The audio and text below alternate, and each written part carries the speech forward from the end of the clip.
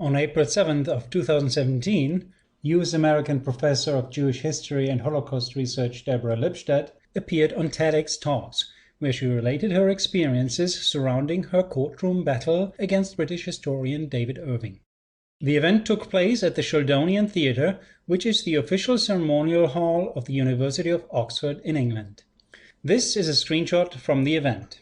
In this presentation, I will discuss some of the claims she made during that speech, which lasted only some 15 minutes. I will show that many of her claims are not only false, but are actually deeply rooted in prejudice and a profoundly anti-academic attitude. Let's start with a statement she made right at the beginning of her speech. The time into a recorded presentation at which each clip starts that I will show can be gleaned from the timestamp given beneath the slide number of this presentation. Here are Dr. Lipstadts' words. The Holocaust, which has the dubious distinction of being the best documented genocide in the world. This is a bold claim to make, but let's not take things for granted. Let's ask a few basic questions here. The first one is, how are genocides and massacres documented? The answer to this is rather simple, because a genocide is nothing other than a mass murder committed against a group of people defined by their ethnic, religious or national identity with the aim to wipe them all out. So we are dealing with murder. The rules for investigating a mass murder are not much different than those for single murder cases. So, like in all murder cases, here too, we would prove that a mass murder has taken place by first finding the victims or whatever is left of them, by determining the causes, places and times of their death as best as possible, and by trying to pinpoint who the perpetrators were. That this is indeed the way genocidal mass murder cases are investigated can be seen in a number of cases. I give only 3 examples here. The first is the genocide committed by the Khmer Rouge in Cambodia in the 1970s. Investigations have found some 20,000 individual mass grave sites with a total of almost 1.4 million victims. You can find out more on this human tragedy on Wikipedia, particularly when reading the entry for Khmer Rouge killing fields and the many further reading links given there. The next case are the mass murders committed during the war in former Yugoslavia in the second half of the 1990s. While world attention has focused on atrocities committed by Serbs, I may point out here that they were not the only ones committing such atrocities. They were simply singled out as the bad guys by the Western media in that conflict, and atrocities committed by Croats and Kosovo Albanians were simply swept under the carpet. But that's beside the point I want to make here. Fact is that numerous investigations of mass graves were conducted in the aftermath of that conflict, carefully exhuming and identifying the victims' remains. My last example is the Soviet mass murder committed against the Polish elite during the first Soviet occupation of Eastern Poland between late 1939 and June 1941. 2 mass grave sites were excavated in 1943 under the aegis of the German occupational authorities near the towns of Katyn and Vinica. This case is probably more pertinent than the first 2, as it set an example on how it should be done in times of conflict. Remember, in 1943, World War II was raging at its peak, with the Axis powers slowly being pushed back. At that point in time, the Germans were wise enough not to do their crime scene investigations using exclusively their own experts, but they invited observers and experts from neutral countries to participate. Their report on Katyn, for instance, is a perfect example of rigorous forensic research done correctly. Their report can be accessed online at the address given. During these investigations, the mass graves were excavated, all victims exhumed, their identities determined, their causes, places and times of death pinpointed, and the perpetrators identified within the limits of what was possible. Today, that report is generally accepted as being correct even by the Russian authorities. After this long introduction into this topic, let's ask ourselves what the situation is with regard to the many mass murder sites of the Holocaust. First of all, it is a sad fact that for the first 55 years after the end of World War II, not a single forensic investigation by experts from countries not involved in the conflict has ever been conducted. Next, not a single autopsy has ever been carried out on a victim of any German wartime camp demonstrating that the death was caused by poisoning or asphyxiation. To make matters worse, not a single document has ever been found that proves the existence of homicidal gas chambers. I emphasize here the adjective homicidal because there are many documents proving the existence of fumigation gas chambers, but that's not what we're looking for. For instance, there are two cases where physical evidence for the existence of gas chambers do indeed exist, and for which Orthodox historians claim that they were used to kill people. The first case is in the Stutthof camp. This image shows the inside of that building. And the second example is the Majdanek camp. Here an outside view of that building.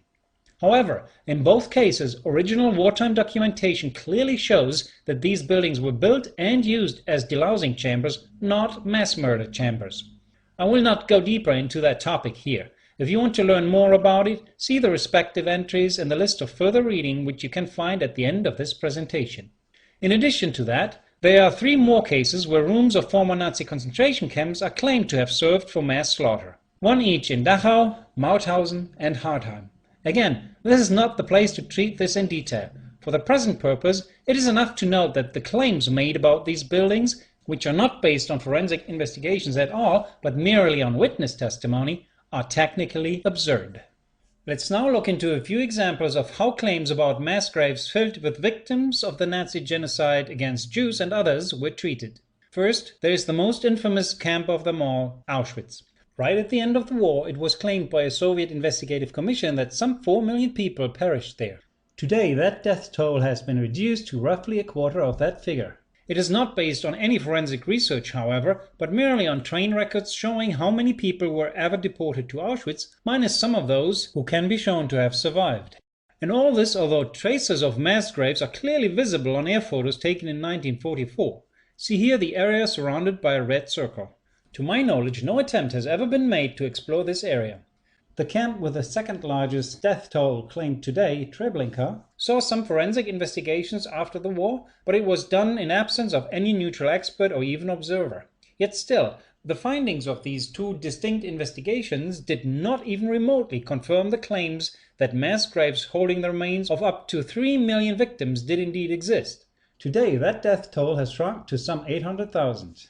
More recent research has managed to locate some soil disturbances. This map was prepared by the lead researcher of those recent efforts.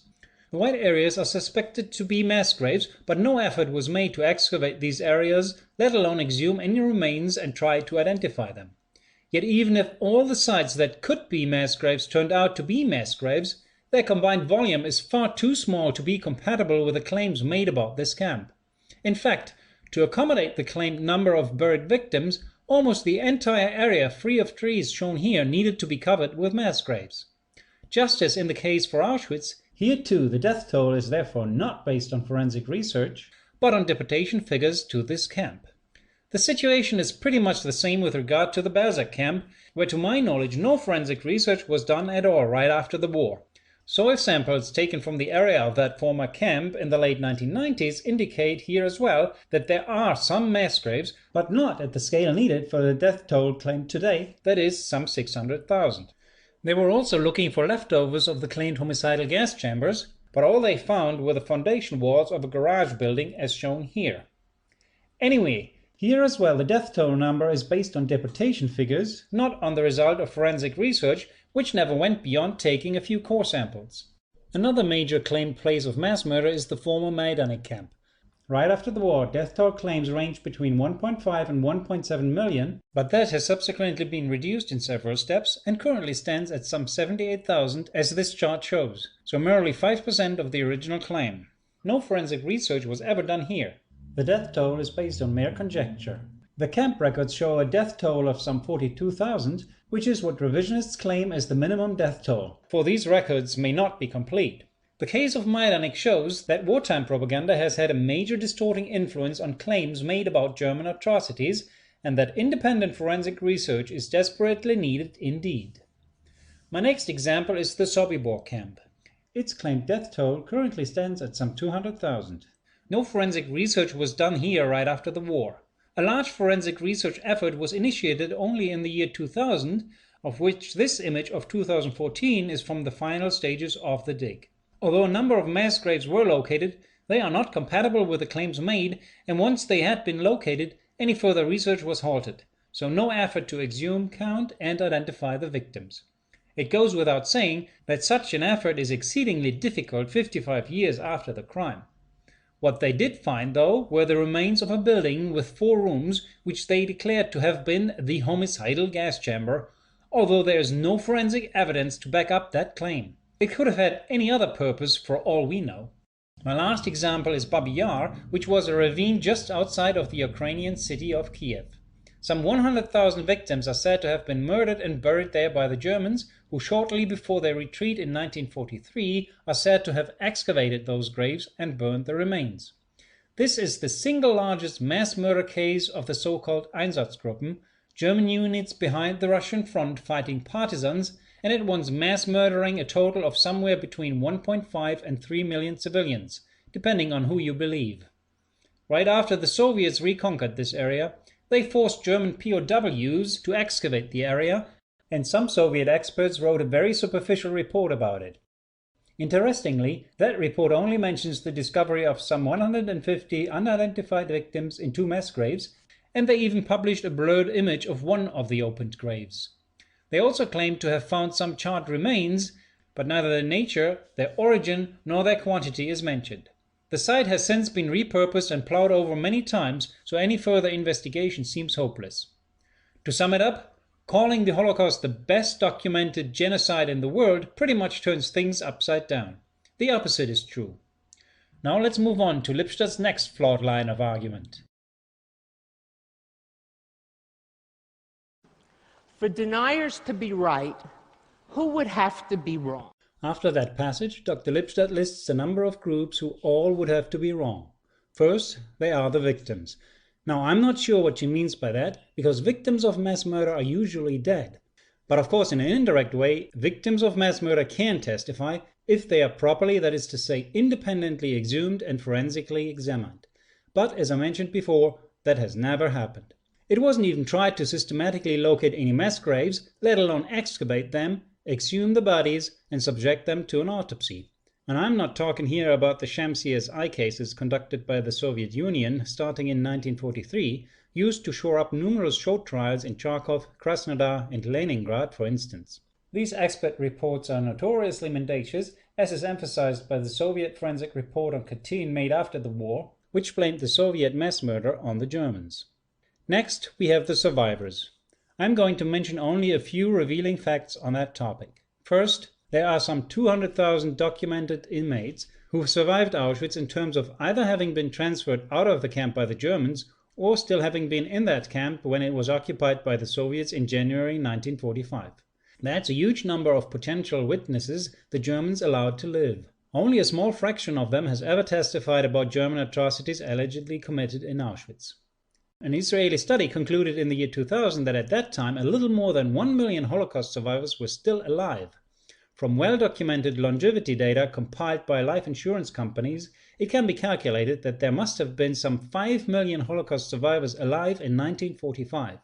That fact has provoked the mother of US scholar Norman Finkelstein to exclaim, "If everyone who claims to be a survivor really is one, who did Hitler kill?" You can find that quote in Finkelstein's book on the Holocaust industry on page 81. Next, there are the bystanders. As one example, Lipstadt talks about how people experienced the Jews being arrested and deported in trains to the east. Now, there can be no doubt about that fact, but seeing how people are herded together and shipped away does not prove that they were murdered.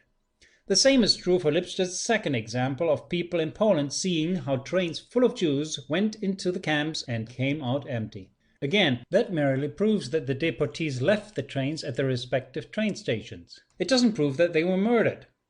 To prove my point, the 200,000 Auschwitz survivors just mentioned were all arrested, herded together, deported in trains to Auschwitz, and the trains that brought them there subsequently returned empty. Does that prove these 200,000 people were killed? Of course not. And last but not least, there are the perpetrators. For Lipstadt, and with her probably for most people, their quote-unquote confessions prove it all, if nothing else does. So it's a very important point. So important, in fact, that it is worth its own separate documentary. I'll make it brief here, though, but before addressing this, I want to make some more general observations. First, there's the issue of majority. If the vast majority thinks something is true, it just has to be true, right? Wrong.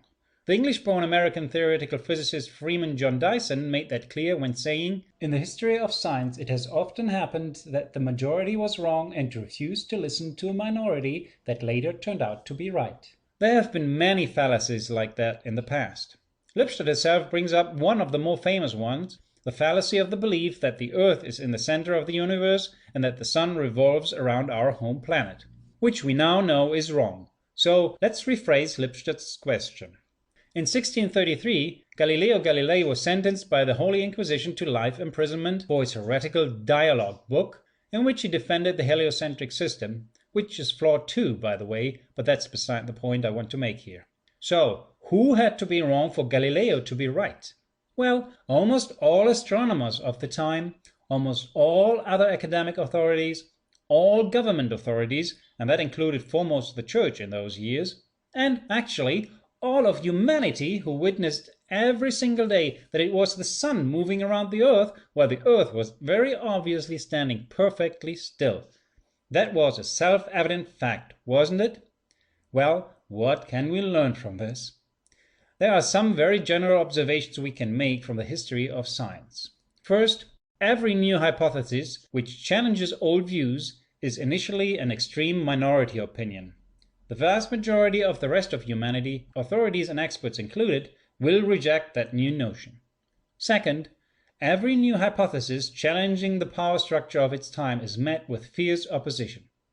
Einstein's relativity theory wasn't a threat to anyone in power, but Galileo's thesis certainly was back then. And challenging the orthodox Holocaust narrative is most certainly seen as a threat by many powerful groups and governments in the world today. But that opposition does not prove in any way that the new thesis is wrong. And last but not least, science is not a democratic enterprise. We cannot vote for a thesis to be right or wrong. So it doesn't matter whether 99.99% of humanity rejects a scientific thesis or not. The only thing that counts is solid evidence. In that sense, science is an absolute dictatorship of evidence, not a democracy. Let's now return to the perpetrators. Here is what Dr. Lipstadt claims about them. In not one war crimes trial since the end of World War II has a perpetrator of any nationality ever said it didn't happen. Some of what Dr. Lipstadt said is misleading, and some of it is simply wrong. One of the first trials conducted by the Allies after Germany's defeat was the trial against the bosses of the Tesch and Stabenow Company, which, among other things, delivered Zyklon B to various German wartime camps, Auschwitz most prominently among them. For that trial, the British arrested all the employees of that company. Many of them were threatened that, if they don't confirm their boss's active involvement in mass murder with Zyklon B, they would be extradited to the Soviets, where they might even be tortured. And still, all defendants insisted that they knew nothing about a mass murder with gas, and also insisted that what they delivered could be explained and was exclusively used for disinfestations. The most famous of all trials that also dealt with the Holocaust was the International Military Tribunal at Nuremberg. Here too, all defendants insisted that they were unaware of any mass murder program. The highest Nazi official on trial, Hermann Göring, actively denied that such a plan existed, and he even stated that he considered the claim made by the Allies technically unfeasible. Hence he could rightly claim the title of having been the first Holocaust revisionist. Keep in mind that Göring is the person who, in a letter of July 31, 1941, put Reinhard Heydrich in charge of coming up with a plan for what the Nazis called the final solution to the Jewish question. Another defendant who survived this lynch trial, Hans Fritzsche, a subordinate of Joseph Goebbels, shown here to the right, wrote in his autobiography after the war how none of the defendants initially believed the charge that Germany had committed a wholesale mass slaughter on the Jews. That attitude changed only after they had been shown two things. First, a propaganda movie produced by the Americans showing scenes with piles of corpses found in various German camps who were presented as victims of mass murder. Next, the testimony of Rudolf Höss, the former camp commander of the Auschwitz camp. Höss confirmed with a brief "Jawohl" the accuracy of an affidavit signed by him where the mass murder with Zyklon B in that camp is described. But there are massive problems with both pieces of evidence introduced during the Nuremberg trial. First, the footage shown, though genuine, did not show victims of mass murder, but victims of Germany's utter collapse, where everyone was dying like flies toward the end of the war, both inside and outside the camps, mainly due to diseases, starvation, and Allied bombings. 3 concentration camps feature prominently in that footage: Bergen-Belsen, Dachau, and Nordhausen. Everyone agrees today that the dead bodies of Bergen-Belsen belonged to the victims of a catastrophic typhus epidemic. The bodies found in railroad cars at Dachau were the victims of Allied fighter planes attacking this train while en route to Dachau. Regarding the Nordhausen camp, let's watch a section of the following documentary.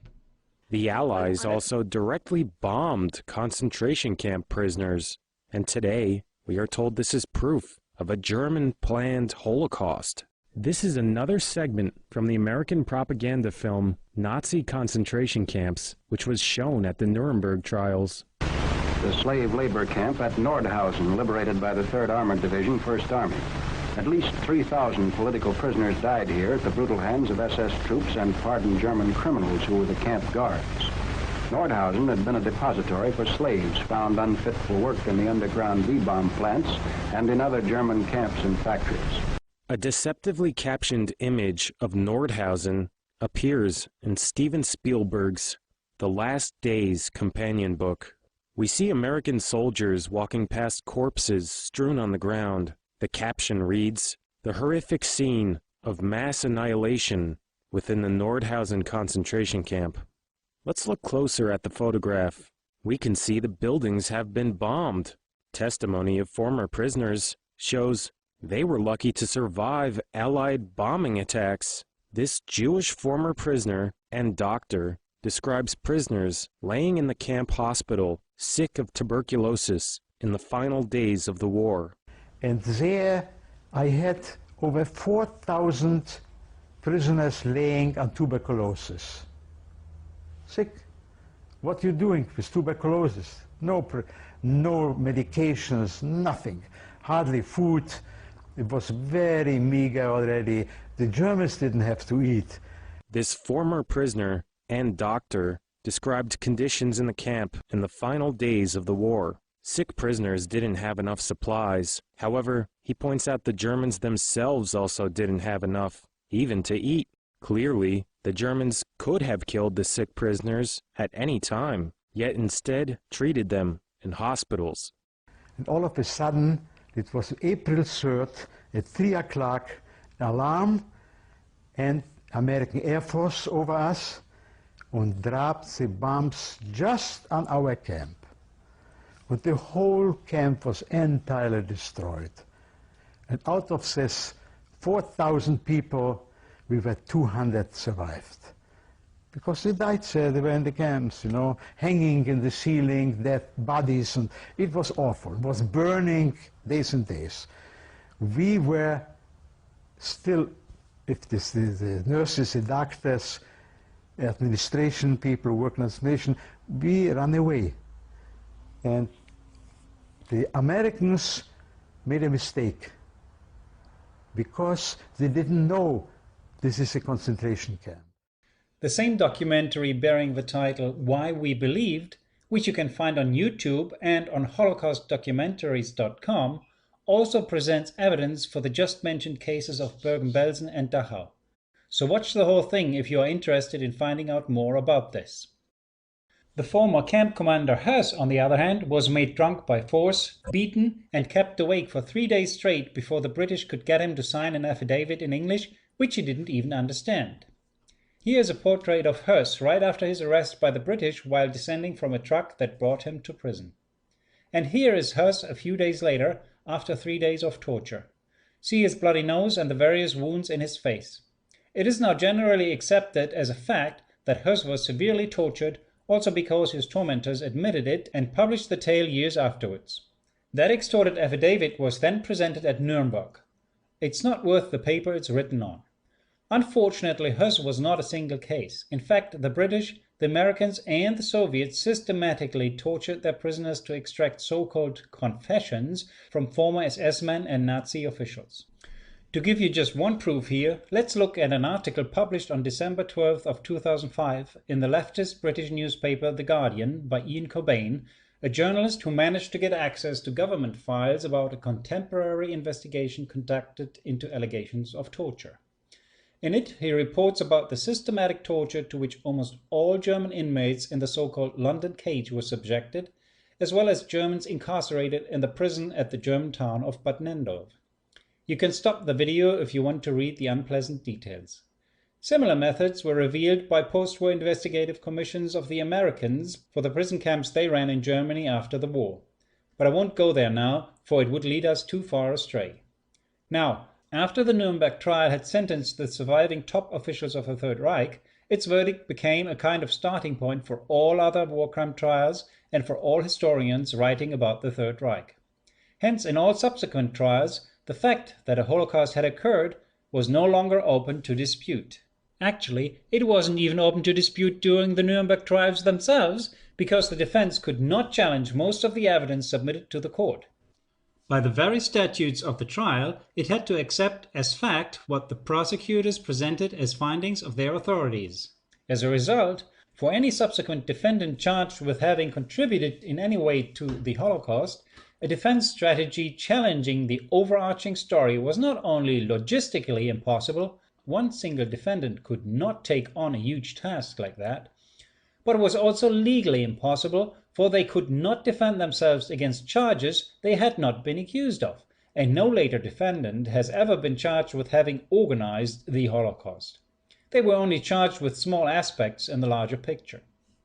Hence, the only way to mount a defense that had some prospect of success was to concede the uncontestable, yet minimize one's own involvement or responsibilities.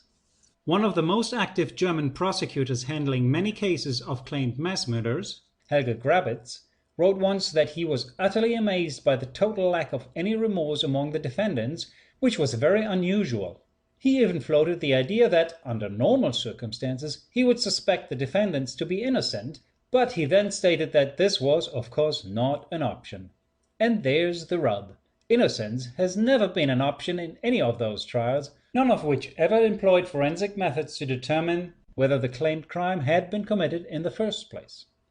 While denying the crime has always been socially and legally unacceptable, nowadays it is even outright illegal in most of the countries that have ever conducted Holocaust-related trials.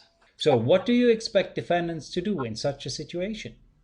If you think that the conditions of war crime trials conducted, for instance, in Germany many years after the war must have been better than those conducted by the Allies right after the war, think again.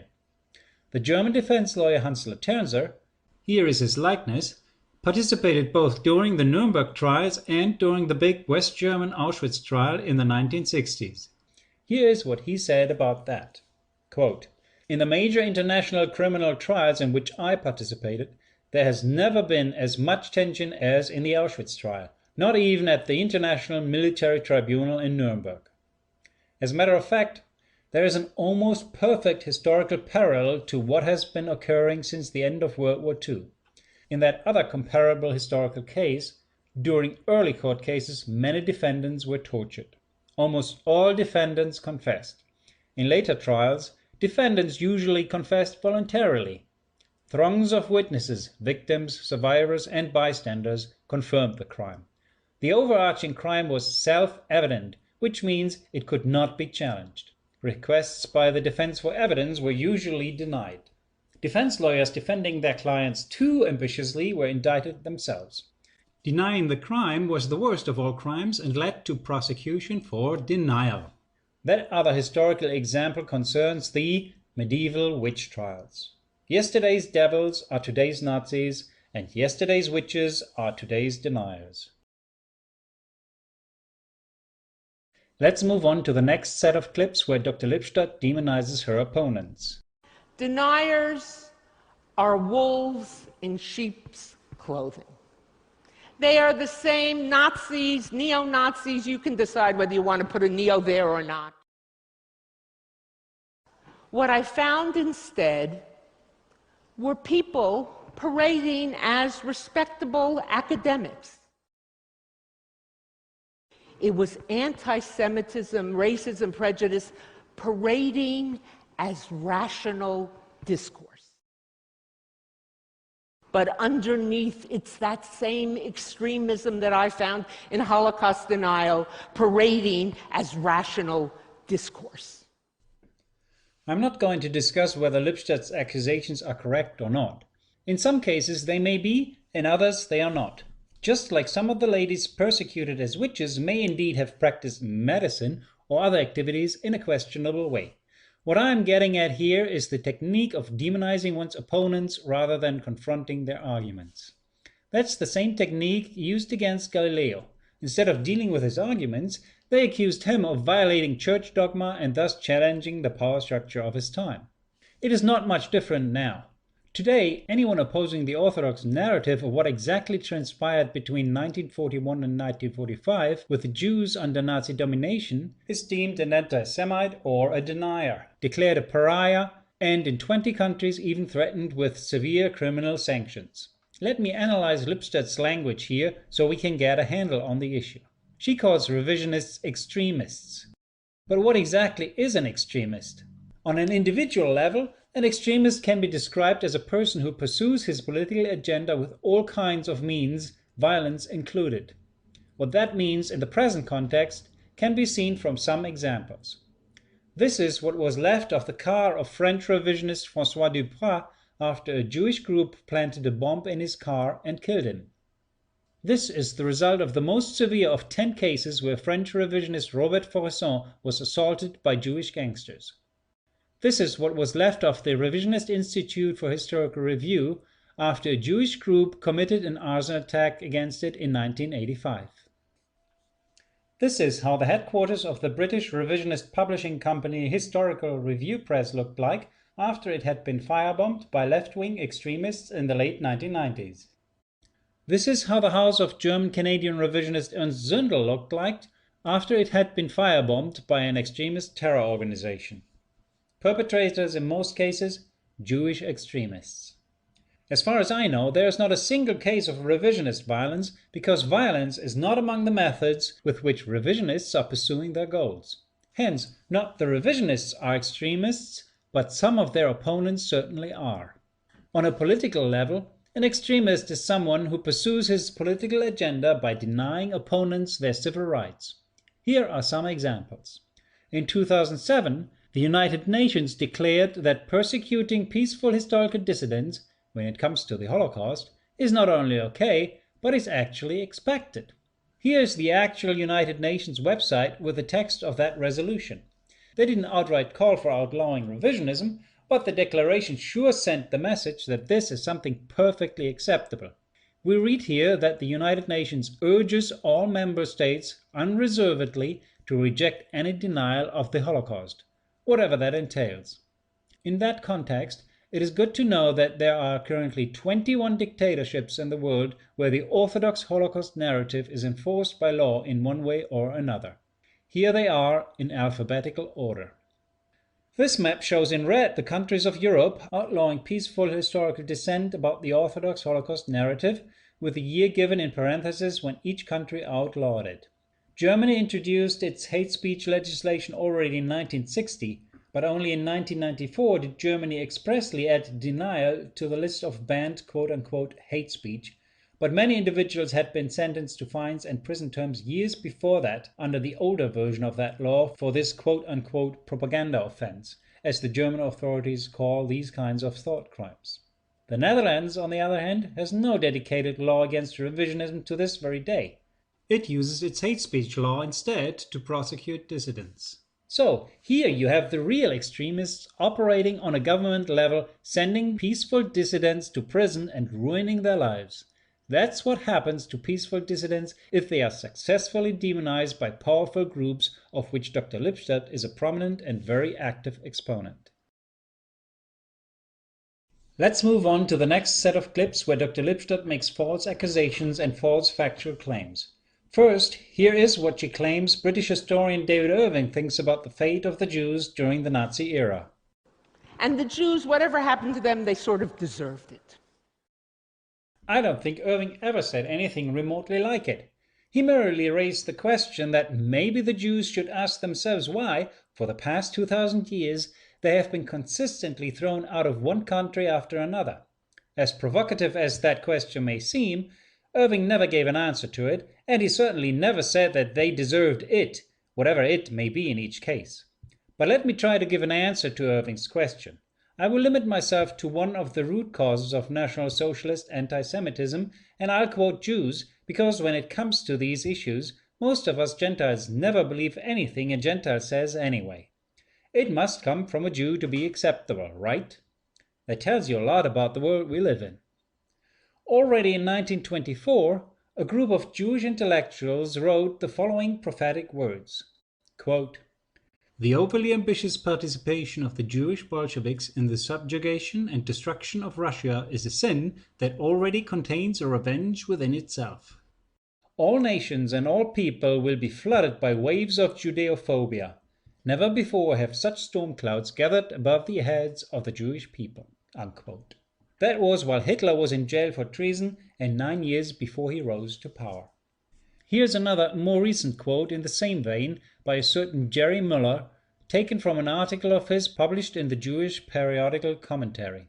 Muller discusses the issues of Jewish involvement in communism and concluded his essay in a similar fashion. Quote, "The Trotskys make the revolution," that is to say, including the communist atrocities, "and the Bronsteins pay the bills," in the Holocaust.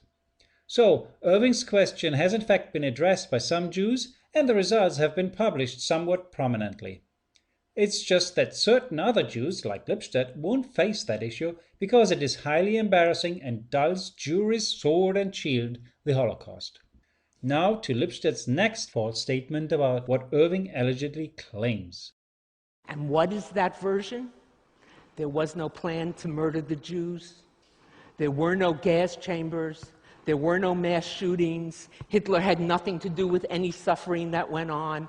And the Jews have made this all up to get money from Germany and to get a state. And they've done it with the aid and abetance of the Allies. They've planted the documents and planted the evidence. Fact is, however, that Irving never said there were no mass shootings. Not even the most radical revisionist claims that there were no mass shootings. The guerrilla warfare in the East was extremely brutal and entailed lots of mass shootings of partisans, collaborators, and normal civilians as reprisals, to name only a few reasons. It also makes no sense to state that Hitler had nothing to do with any suffering. There is no denying that Jews suffered under Hitler and because of his politics. You don't need gas chambers to inflict sufferings, you know. Furthermore, neither Irving nor any serious revisionist has ever claimed that the Jews made it all up. Again, whatever it may be in this context. Even mainstream historians have admitted on many occasions that certain claims were indeed made up, but not necessarily by Jews. It's called wartime atrocity propaganda. The question is, what part of the narrative is true and what part is propaganda? Finally, no one has ever claimed that anyone planted all the evidence. What evidence are we talking about anyway?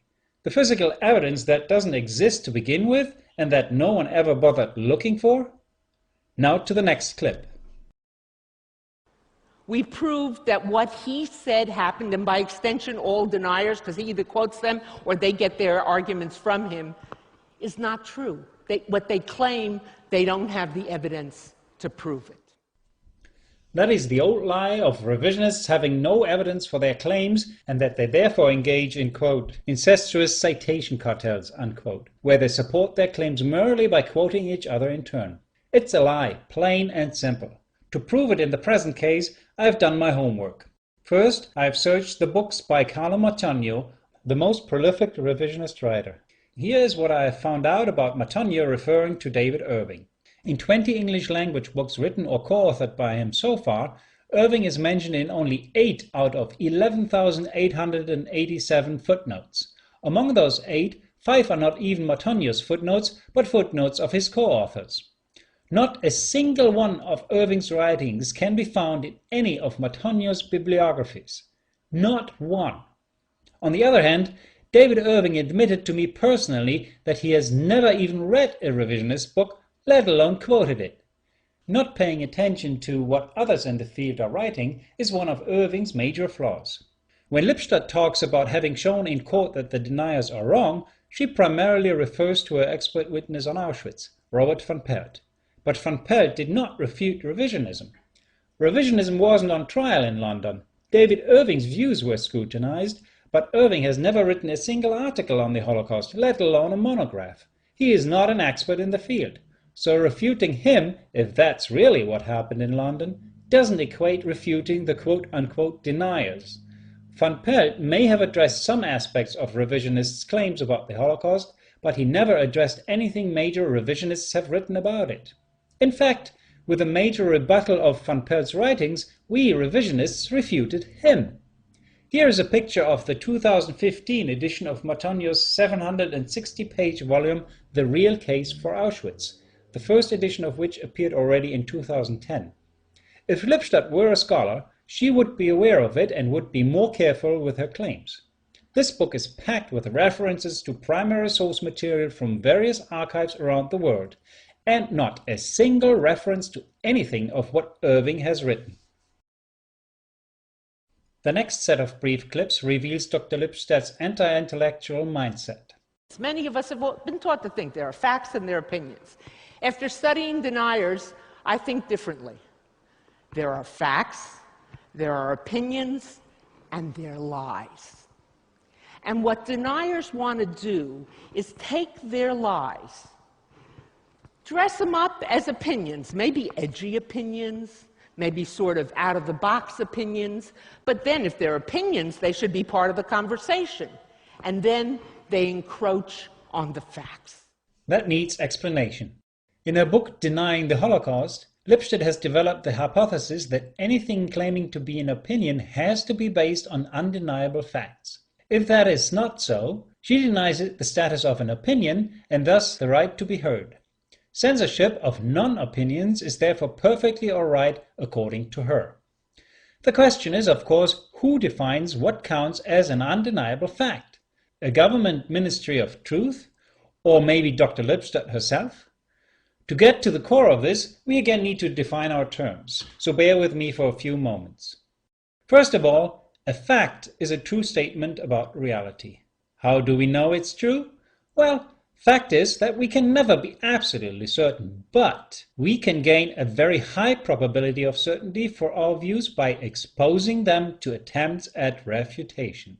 That is called the critical scientific method. If even the toughest attempts at refuting a claim fail, we can be rather certain that our claim is true. If those refutations succeed, however, we are back to square one and have to start over. It is plainly obvious from all her writings and speeches that Dr. Lipstadt does not want the mainstream Holocaust narrative to be exposed to critical scrutiny and attempts at refutation. Quite to the contrary, she wants to protect it from all skeptical eyes. However, this attitude is profoundly anti-academic, anti-intellectual, anti-scholarly, and anti-scientific. It is exactly the hallmark of a dogmatist whose worldview can be maintained only by declaring it a taboo and by arrogantly dismissing any dissent as not worthy of recognition, let alone debate. Here is her next clip proving my point. Where we're taught everything is open to debate. But that's not the case. There are certain things that are true. There are indisputable facts, objective truth. Galileo taught it to us centuries ago, even after being forced to recant by the Vatican that the earth moved around the sun. He came out, and what is he reported to have said? And yet it still moves. Did you notice something? She actually got it upside down. Because if anyone can be compared to Galileo and the fate he had to suffer, it's the revisionists, not Dr. Lipstadt and her oppressive ilk.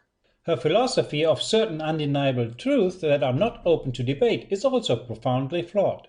German philosopher Immanuel Kant stated some 250 years ago that we come into this world with some a priori knowledge about our world. Among them, he listed that space is three-dimensional and Cartesian in nature, that time is constant, that every effect has a cause, and that things don't simply pop into existence out of nothing, and vice versa. But he got it all wrong. Werner Heisenberg has shown that on the atomic level, cause and effect don't work, and that things can indeed pop into and out of existence. Furthermore, Albert Einstein has shown that time is not flowing constantly, and that space is in fact warped, not rectangular. And last but not least, biology has shown that the a priori quote-unquote knowledge that we get from our genes is neither unalterable nor even necessarily true in terms of infallibly accurate. So how can anyone be dogmatic about anything if the most profound truths about the world we live in have turned out to be untrue or at least inaccurate? This is even more true when it comes to claims about the Holocaust, many of which have turned out to be erroneous or based on simple lies and propaganda. And I'll give two examples here where Dr. Lipstadt was caught with egg on her face. First, in an article by her printed on April 19, 1983, on page 5 of the Los Angeles Times, she revived the claim that 1.7 million inmates had died at the Majdanek camp, even though that figure had been exposed as vastly exaggerated wartime propaganda already in the late 1940s by the Poles themselves. Next, in her 1986 book Beyond Belief, she wrote on page 262 that the claims made by the Soviets about Auschwitz at war's end were essentially correct, and then she repeated the false 4 million death toll claim, which had been denounced as wrong by many Jewish mainstream historians for decades, yet Dr. Lipstadt still bandied it about as truth in the mid-1980s. Considering all this, it is beyond ridiculous, nay, it is idiotic for anyone to claim that the orthodox narrative of this complex set of historical events called the Holocaust, which spanned an entire continent, lasted some 4 years, and affected the fate of millions of people, and which is indubitably steeped in wartime propaganda, is absolutely beyond debate. As a matter of fact, precisely the opposite is true. Exactly because the Orthodox Holocaust narrative is the only topic that is protected by a worldwide taboo, and also by penal law in many countries, it needs and deserves the most intense skeptical scrutiny by scholars and laypersons alike. From all this we can conclude with certainty that those who are avoiding an open debate on the Orthodox Holocaust narrative either have something to hide or a lot to lose, or probably both. The next statement by Dr. Lipstadt, which deserves a few comments, is the following. Many of us in this audience write books or writing books. We always make mistakes. That's why we're glad to have second editions. Correct the mistakes. The first edition of her book titled Denying the Holocaust, which caused David Irving to sue her and kicked off the entire avalanche of Lipstadtian mental diarrhea, appeared in 1993. Here's the front cover of that hardcover edition. A paperback edition with this cover art appeared a year later. Due to the public attention Lipstadt's case got in the wake of the 2016 movie Denial, which dramatized her distorted version of events, her 1993 book was released in a new edition in 2016. Here is its cover art, strongly resembling that of the 1994 paperback edition. When I compared the two editions, however, I discovered that literally nothing had been changed except for the page breaks. So, if she didn't change anything, does that mean she didn't make any mistakes? Nope, that isn't it either. In fact, she repeated all the claims that caused Irving to sue her, including those which the court found false and defamatory. In addition, and much more importantly, her entire list of documents, which allegedly prove the existence of homicidal gas chambers at Auschwitz, has turned out to be wrong from top to bottom. Lipstadt had relied 100% on the results of French Auschwitz researcher Jean-Claude Brissac, but his studies had been refuted by Italian Auschwitz scholar Carlo Matonio with this book, which was published the same year Lipstadt's first paperback edition came out, that is, in 1994. During Irving's libel trial against Dr. Lipstadt, Dutch cultural historian Robert van Pelt had repeated Bressac's vacuous arguments in his expert report for Lipstadt's defense team, while completely ignoring Matonio's counter-arguments. Such a biased behavior renders an expert unfit to testify in any proper court of law, by the way. Undeterred by that, Matonio subsequently went to great length to once and for all root out the nonsense churned out by Lipstadt and her quote-unquote expert, who both didn't do much else than cite Brissac or, in the case of Van Pelt, plagiarize him. Matonio's 2-volume book came out in 2010. Already in slide 6 I showed an image of the newer 2015 edition. That being so, Lipstadt has no excuse at all for ignoring those counter-arguments.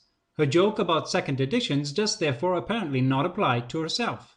It looks like she thinks she never makes a mistake and never has to correct anything. By the way, none of her other books seem to have ever appeared in any second edition either. Now to a few points where Dr. Lipstadt and I actually agree. We cannot be beguiled by rational appearances. We've got to look underneath and we will find there the extremism. Well, I totally agree with her there. Of course, that applies to everyone. So let's not be beguiled by Dr. Lipstadts' rational appearance and let's look beneath the upper varnish. Here is what I have found, written down in my recent analysis of Lipstadts denying the Holocaust. After what I've exposed during this presentation, it should not surprise you anymore that Lipstadt exhibits the same kind of dogmatic, anti-intellectual attitude in her book as she does in her speeches. In fact, it appears that Dr. Lipstadt, how did she get that academic degree? That she has not even understood the principles and methods of science and scholarship, or at least she doesn't apply them. While I'm not a trained historian myself, I was struck by her superficial knowledge of the historical issues involved. Next, I found that she misquotes her sources, relies on faulty translations, and misrepresents and misinterprets the evidence she adduces. In addition, throughout her book she makes a lot of claims she doesn't back up with any sources, and many of the sources she does quote are considered unquotable by serious scholars. Even though she claims that we revisionists don't recognize general standards of evidence, she is the one who puts so-called survivor stories at the top of what she considers reliable. One of the most important rules of scholarship is that you deal with factual arguments and strictly abstain from personal attacks, but her book is mainly an exercise in demonizing individuals she disagrees with. All this taken together makes it very clear that scholarship and reason are not at the top of her agenda. In fact, trying to get to the truth of the matters involved is evidently the opposite of what she is trying to achieve. She wants to prevent people from digging for the truth and to uncritically accept her version of history as indisputable truth. What she has said about us revisionists therefore hits her like a boomerang. Her book is an exercise in anti-intellectual, pseudoscientific arguments, an exhibition of ideological radicalism that rejects anything which contradicts its preset conclusions. Now listen to another clip from her speech that I find rather revealing. I'm reminded of a New Yorker cartoon, a quiz show recently appeared in the New Yorker, where the host of the quiz show is saying to one of the contestants, "Yes, ma'am, you had the right answer, but your opponent yelled more loudly than you did," so he gets the point. Again, she turns the truth upside down. While those peddling the Orthodox Holocaust narrative have all the funding and publishing venues of the world at their disposal, we revisionists get censored and muted everywhere. Governments persecute, prosecute, fine and imprison us. eBay and Amazon ban our books. YouTube regularly blocks our videos. Google censors their search results to exclude or downgrade our websites. Credit card processing companies refuse to deal with revisionist outlets. PayPal closes any account used for, quote, denial activities, and so do other banks on occasion.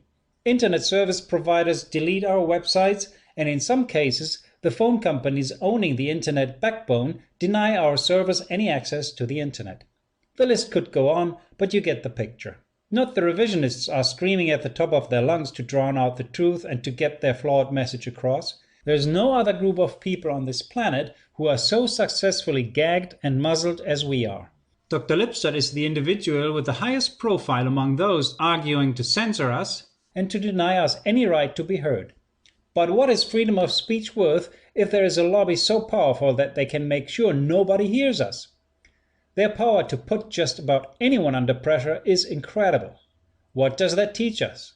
Well, if you want to know who controls your country, find out whom you cannot criticize or disagree with without having to deal with career or life-destroying retaliation.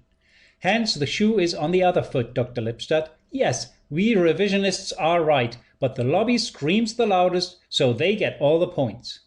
Now to the next clip where Dr. Lipstadt says something that's very true. When someone makes an outrageous claim, even though they may hold one of the highest offices in the land, if not the world, we must say to them, where's the proof?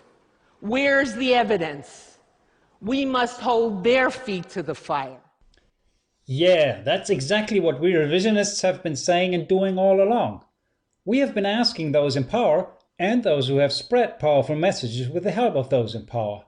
They did spread outrageous claims about mass murder chambers operated with high voltage, with steam, with vacuum, or with chlorine, with Zyklon B, with diesel exhaust, or with bottled carbon monoxide? Together with Dr. Lipstadt, we ask, where is the proof for these homicidal gas chambers? Where is the evidence for one single gassed inmate? We ask those making outrageous claims about mass graves, where are they located? How big are they? How many corpses did or do they contain? What was their cause and time of death? What is the identity of the victims? Can it be determined with certainty who the perpetrators were? Contrary to what many think, this is not trivial at all, in particular when talking about the territory of the former Soviet Union. In a land where millions were killed by communist atrocities prior to the war, where millions more died during the war of many causes, and where millions died during the post-war purges and ongoing communist atrocities, how can we be certain that a mass grave located in the former Soviet Union contains victims of German atrocities rather than victims of any of the other tragedies? In addition, we also ask those making outrageous claims about mass cremations of thousands of corpses every day. How was that possible, technically speaking, be it in crematories or on pyres? And where are the traces of those cremated? And to be absolutely clear, just because a powerful person claims something, that doesn't make it true. In fact, we can generalize that statement. Just because any person claims anything, that doesn't make it true either. It doesn't matter whether that person is the President of the United States or a Holocaust survivor. A claim is not evidence. It requires evidence before it can be accepted as true. Now to the last two clips, which I've merged together. Here Dr. Lipstadt tries to be funny, but strictly speaking, it backfires on her. Here she goes. Holocaust denial? The flat earth folks? The Elvis is alive people? I should study them? The earth is not flat. The climate is changing. Elvis is not alive. And most importantly, truth and fact are under assault. Of course, she's absolutely right.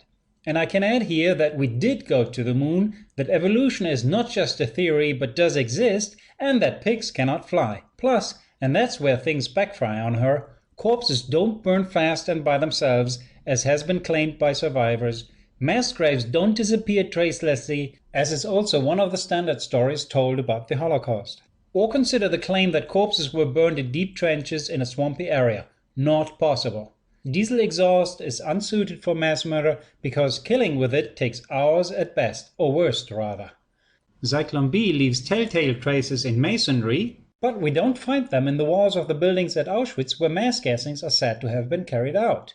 You cannot squeeze 20 people onto 10 square feet, as several witnesses have claimed. Or 25 corpses into a cubic meter, as some want to make us believe in order to make the claimed death toll of the so-called extermination camps fit to the limited volume of disturbed soil found there. Or take the claim by some survivor that mass graves squirted blood geysers. I could go on for hours telling stories like this. All this tells us is that people lie and exaggerate on occasion. Ask yourself, if you lied on occasion in your life, can you seriously expect that all 5 million Holocaust survivors have been truthful at all times? What I'm getting at is the following. The Orthodox Holocaust narrative is full of logically, physically, and technically impossible or untrue claims. In that respect, these aspects of the narrative resemble the flat earth theory, creationism, moon landing denial, etc. Hence, the shoe is once more on the other foot. It is true that revisionists deny some aspects of the Orthodox narrative, but Lipstadt and her ilk are evidence deniers, fact deniers, logic deniers, you name it. Apart, comparing revisionism with any of the wacky themes mentioned by Dr. Lipstadt misses the main feature that sets revisionists miles apart from the rest.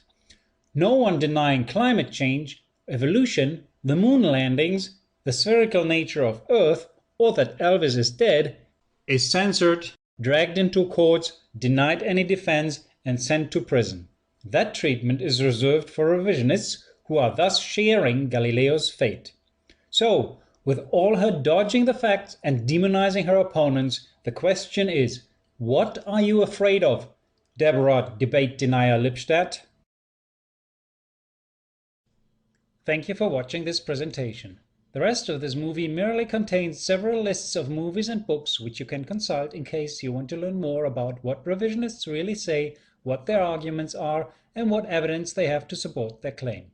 Most of the material listed here is available as free downloads from our website at www.holocausthandbooks.com.